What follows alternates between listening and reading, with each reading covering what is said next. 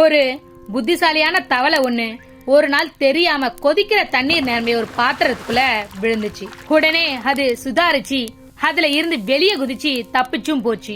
இன்னொரு நாள் அதே தவளை குளிர்ந்த நீர் அடங்கிய பாத்திரத்துக்குள்ள விழுந்துச்சு. அந்த குளிர்ந்த நீர் அதுக்கு நல்லா சுகமா இருந்துச்சு. அதனால அது அதுல இருந்து வெளியே வர விரும்பல.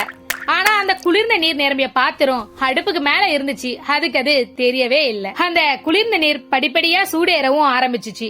அந்த தவளையும் தண்ணீர் இங்க கதகதப்பா இருக்குன்னு அங்கேயே உற்சாகமா இருந்துச்சு. அந்த தண்ணீரும் கொஞ்சம் கொஞ்சமா சூடாக ஆரம்பிச்சிச்சு. அந்த தவளையும் உல்லாசமா இருந்துச்சு. சூடு போக போக அதிகமாக ஆரம்பிச்சிச்சு. தண்ணீரும் கொதிக்க தொடங்குச்சு. அந்த தவளையால சக்தி இல்லாம தப்பிக்கவும் முடியல. அந்த தவளை ஆரம்பத்திலேயே அந்த சூட்டை கவனிச்சிருந்தா அது பெரிய ஆபத்துல மாட்டி இருக்காது.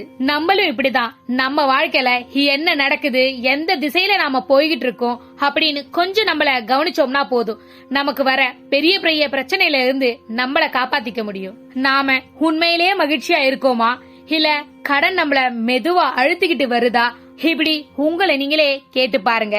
இல்லன்றது உங்க பதிலா இருந்தா இப்ப நீங்க என்ன செஞ்சிட்டு இருக்கீங்களோ அதை உடனே மாற்றுங்க. இன்றைய மாற்றம் நாளைய பாதுகாப்பு.